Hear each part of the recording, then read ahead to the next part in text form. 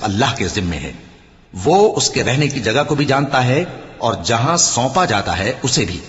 یہ سب کچھ کتاب روشن میں لکھا ہوا ہے.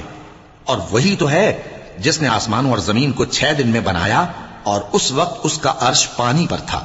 تمہارے پیدا کرنے سے مقصود یہ ہے کہ وہ تم کو آزمائے کہ تم میں عمل کے لحاظ سے کون بہتر ہے. اور اے نبی، اگر تم کہو کہ تم لوگ مرنے کے بعد زندہ کر کے اٹھائے جاؤ گے تو کافر کہہ دیں گے کہ یہ تو کھلا جادو ہوا. اور اگر ایک مدت معین تک ہم ان سے عذاب روک دیں تو کہیں گے کہ کون سی چیز عذاب کو روکے ہوئے ہے.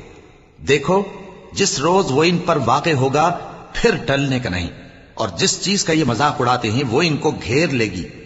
اور اگر ہم انسان کو اپنے پاس سے نعمت بخشیں پھر اس سے اس کو چھین لیں تو نا امید اور ناشکرا ہو جاتا ہے. اور اگر تکلیف پہنچنے کے بعد آسائش کا مزہ چکھائیں تو خوش ہو کر کہتا ہے کہ سب سختیاں مجھ سے دور ہو گئیں.